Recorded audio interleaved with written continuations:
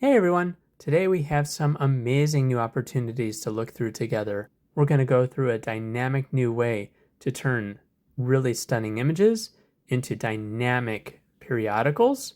By popular demand, we're going to go through a character swapping workflow so you can easily swap different backgrounds for your characters.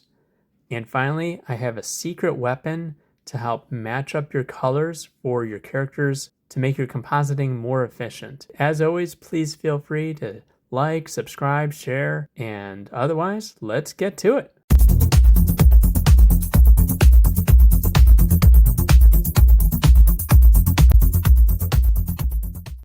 First, we're going to talk through a new large language model that's extremely light in terms of resources as well as speed and efficiency. It's called Florence2. And where we've done previous videos on really large LLMs, which takes a lot of memory and resources and time, you'll be shocked at how quick and efficient this one works. Now, there are some caveats with using this, but I have to say it is absolutely worth it, even in the short term, to use some of the key features of this node. So first, to start off, I have set up this workflow in a way that kind of goes through different stages, right? So we're starting with a prompt, then we kind of work through which image, because we have two different ways to render the image. And then it goes into kind of a quick caption mode with this large language model, into a description that's automatically created by that large language model, into some kind of cleanup. We're providing some materials for the background of that kind of periodical or publishing. And then finally, there's some overlays to kind of clean it all up and wrap it all up. So we're going to go through this because there's a lot of cool techniques I've employed here beyond simply the use of the large language model that we'll want to learn about. I'm going to start with a brand new prompt because we've already done the blonde woman with the red dress.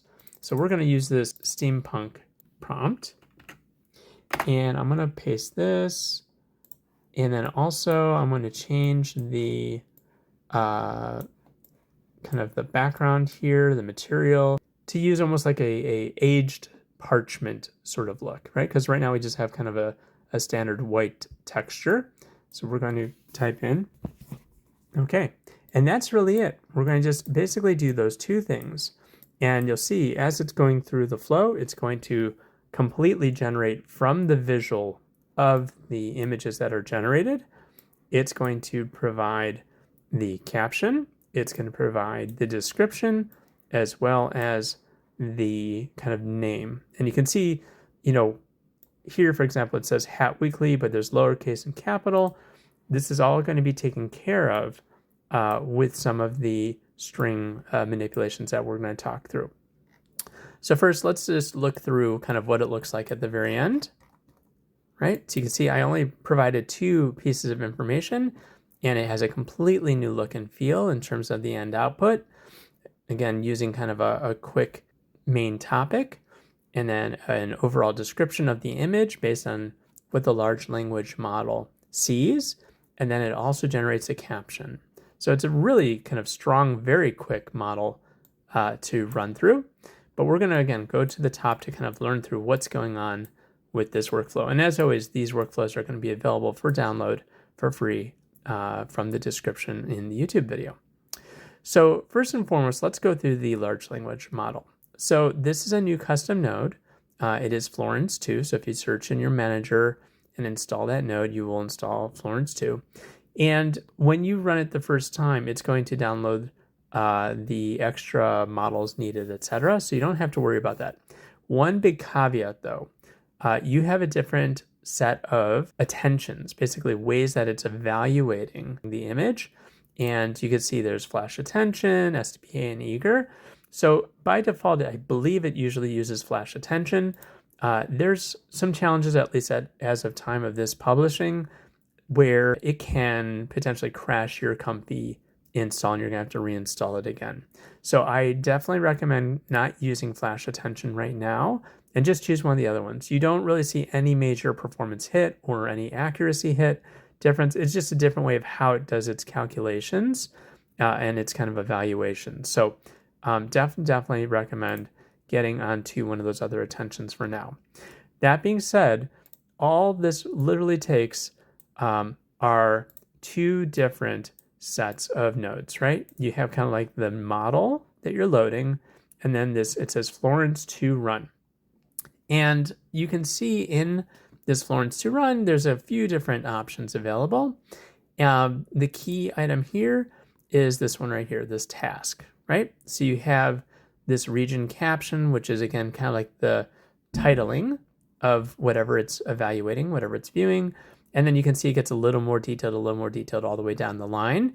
And then there is some stuff down here at the bottom around OCR and referring segmentation. This is great for masking. Now, the reason I'm not going to feature it is as of this publishing, I've done some testing, and there are some pretty significant bugs right now with the masking where our previous videos on using dyno masking, for example, significantly more accurate, and it'll just save you a lot of frustration right now from if you don't use those. Does it work? Kind of, right? It'll grab really big things, like if you have a big moon in the background, but for your day-to-day sort of, you know, segmentation where you want to grab all the umbrellas or etc., then in that case, you're not going to want to use that. So this video focuses on these other elements here. And you can see I have, for example, caption. I leave the rest of the items by default, the number of tokens, you know, etc. So you can keep the rest blank. And then finally, the text input you'll leave blank as well. Where does this come into play? Well, if you do masking, this is where you would put your input to say, you know, select the moon or select a rose or, you know, a person, etc. But again, for now, I would probably recommend against that. Okay, so once you have those two nodes kind of set up, the rest is literally just text. Now, you could see here, I have some really clean text lined up, and you see there's a lot of different text and finds and replaces. And so the question is, well, so what's going on? So if I were to not use any of these text finds, let's just say I'm going to bypass all this stuff, then what you'll see is a whole bunch of extra like hashtag S and, you know, brackets and other things, because the way that the LLM uses the information from visualization, it will put in almost like hypertext, right? So it'll have like a kind of bracket S and then a bracket /S, etc. And you can see if I start to kind of look at, well, what am I replacing here? You can see I'm taking out all of the bracket /S's, all of the bracket S's. I'm taking out a couple of these, you know, bracket apostrophe. These are just things that you'll see at the beginning and end of the text that you don't want to appear in that final text of your end output. So same thing goes for over here as well under the bigger description and all the other captions. Couple cool things though in terms of skills that you, I think, will find interesting. First of all, other than, you know, using a replace, and by the way, this is part of the MTB node, so it is a custom node that you'll want to install. It's a really good math node that I think it's good to have anyways. It's really lightweight, but you never know when you're going to need to do some quick string replaces, etc. So definitely recommend getting this in place. So all of this text is coming from the caption output right here. And so normally you would think, well, that's text, right? It's coming out as text, so you don't have to do anything. Well, unfortunately, the caption type does not relate specifically to a text type. So you do have to do a little bit of a quick conversion. And there is in the impact pack, which we're using all the time anyways, something called impact convert data type. And so when you throw in the value here, then you could say, well, what do you want to turn it into? In this case, we're turning this whole big thing and all these other text boxes into strings. And once you've done that, then you can do all your normal text and replaces, you know, to blank out all the elements. And then at the end of the day, right after I've done all the little replacements, and you'll see I have my beamer, right? I'm kind of beaming everywhere. In this case, I'm calling it description because it's the description that I'm going to be beaming in. If I go up here and do the same sort of thing, this is the caption. And if I go down further, right? So each of these has a name because I don't want to have to wire this thing all over the workflow to get it to where I want it to be. So once I kind of have it beaming here, then I can just replace my input as we've seen in previous videos so that this text, right, the end text, will automatically beam in, so I could just simply override it, as you'll see later on in the workflow. So that's always fun. Also, as we've done in previous videos, we're doing string concatenates, right? And this is part of the various custom UI nodes. It's another custom node to install. And I'm basically taking the first string, which is dynamic, right? In this case, it's pulling out hat or girl or woman or whatever that main caption is. And then I'm appending to it space weekly. Now you saw over here, it's all, the case is all messed up, right? It's not kind of where you want it to be. And so what you'll see that we did kind of down here at the bottom is we took that string title to case. It takes the case and it makes it proper. So then from there, obviously I'm stringing it into the overlay text, and then I'm being able to overlay that later on. So we'll go into that further. And further down here, the date period. So this is one piece I don't actually have dynamic, but I know that there's functions that can get a dynamic date. But I just wrote down an input of June 2024. So you can put that and change that easily. And finally, you can look at what that background looks like. So you can re-render, if it's going to be a linen or if it's going to be aged parchment or, a leaf, whatever you want, you can now re-render that. And that will be the background that's going to be behind your main subject and also the text, which is great. And you can see here, I'm also beaming that to layer 1. So we're going to do that as an overlay. And then finally, we'll do some text overlay. So if I go to my layer manager, so I use shortcut 2, you can see the first major piece is just simply overlaying the image I want and over the parchment. So as we've done in previous videos, we're just bringing it to layer 1. I'm using my overlay 1.1 and the mask 1.1. In this case, I'm not really masking anything. So I'm just bringing the whole image in, which is great. And it's all sized up and ready to go. So nothing special there. And then finally, you can see I'm basically zapping that down. I could actually beam it if I wanted to, but I'm zapping that down to a bunch of text overlays.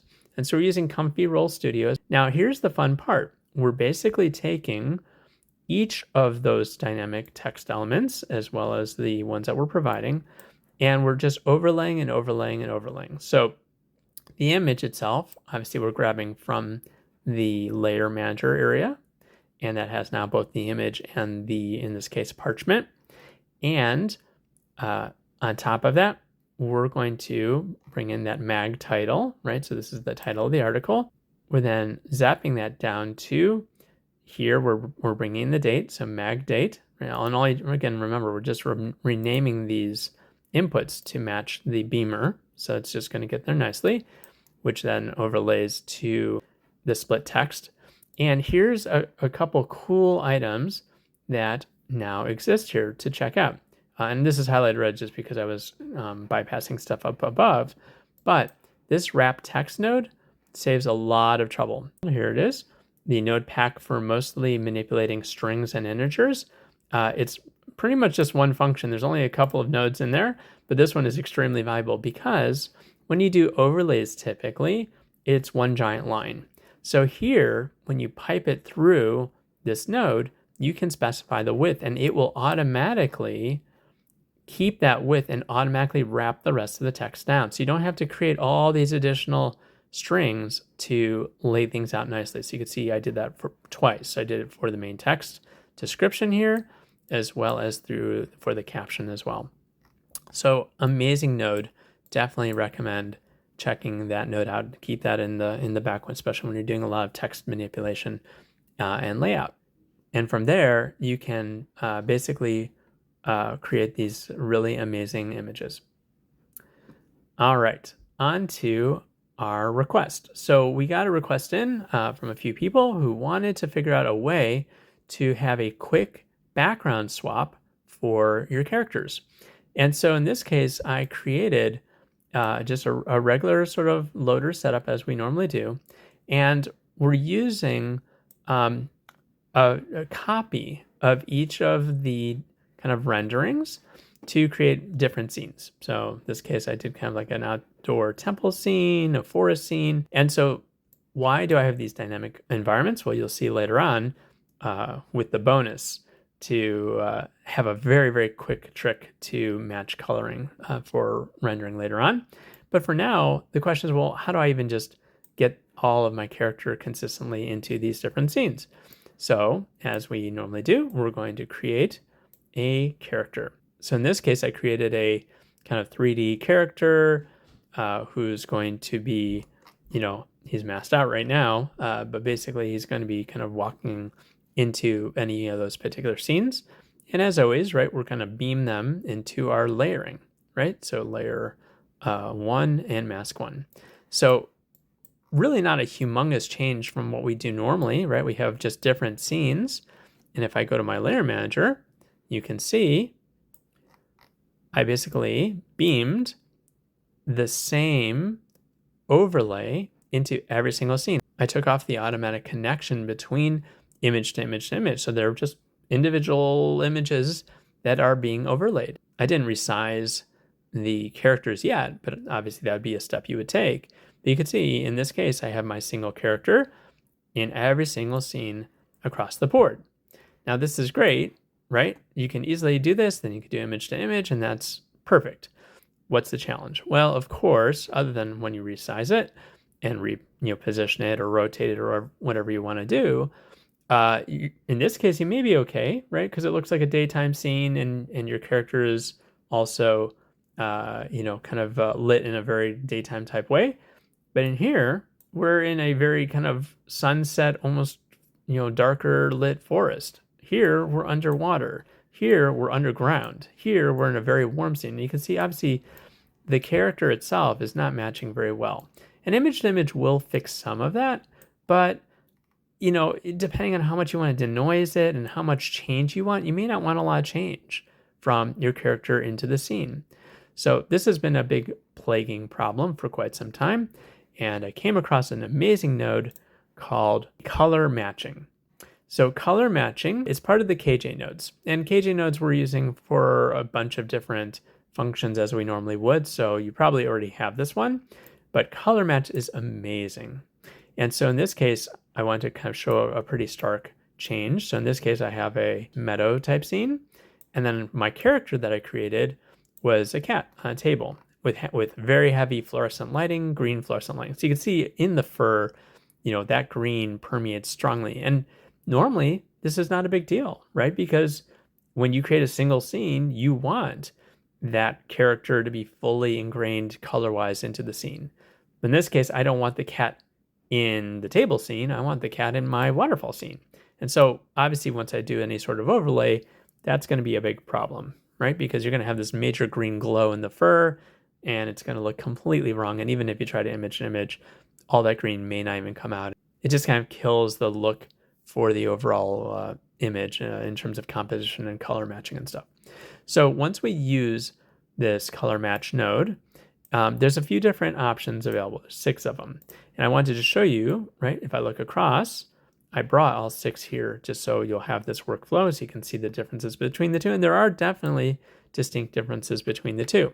So if I go here to bookmark 3, I'm going to zoom in, all the green is gone. So depending on the option you choose, it's basically doing calculations off of your reference image to say, well, what colors should I use for lighting this image? And in this case, this does it actually really well, right? It has a very natural type lighting. In this case, it probably grabbed a little bit off the rainbow here. So it's a little bit redder, a little bit, kind of a off kind of gray. This one's actually halfway decent. And this one's okay, but it's kind of, you don't have the richness of color of just the cat naturally.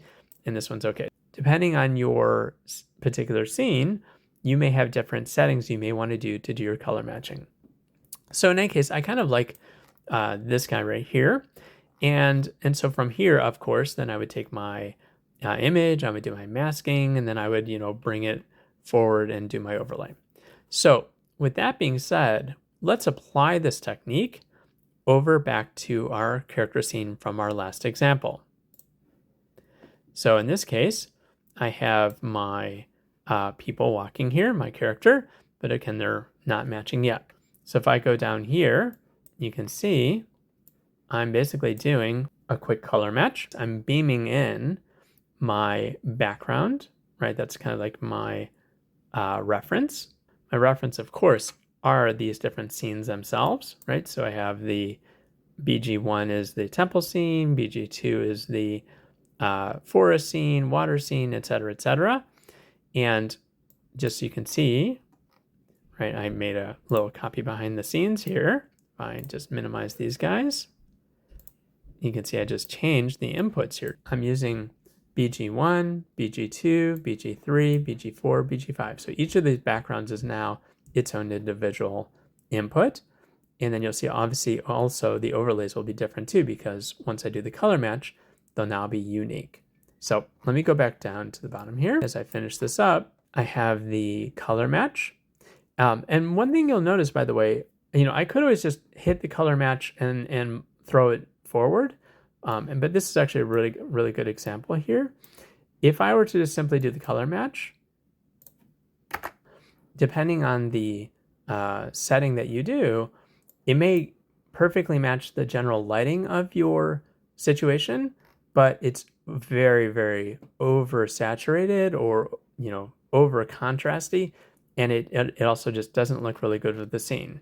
And so what I've done here and what I recommend is that you actually do a blend. I'm blending my original character, which is not specially lit for any particular scene, and I'm blending that with the specially color matched version. And so in this case, you can see it in general, about a 60% match, right? So I do an overlay. I bring in my original character in all these, and then I'm blending with it the color match version. And so you can kind of really see, if I bring this down, you can really see the stark contrast of, nicely warmly lit character and way overly lit character. And so that's going to be very helpful. So basically, once I do the color match, brings it into the image blend, and then from there, I'm doing the beaming over to my layering. And so if I bring over here now back to my layer manager, if I zoom in, are much closer matched in terms of the coloring. Now, again, we would resize them and position them, etc. But you can see this is very well lit for daylight. If I'm in the forest, I have kind of a nice sunset sort of feel to the color matching. Underwater, a little bit more blue. Underground, it has kind of a rustier sort of feel. And then, of course, our kind of very, very warm kind of bed scene. And so, of course, from here, you would do a final image to image. So it puts in appropriate shadows and any sort of final tweaking. But this will get you much closer to a really optimal end result, which will get you what you're looking for. So I hope this was helpful as always. Really appreciate everyone's support. We've now hit 2,300 members. Really, really appreciated. So please feel free to send this to others, send this to friends, post it on Reddit or wherever. Let's try to get as high as we can.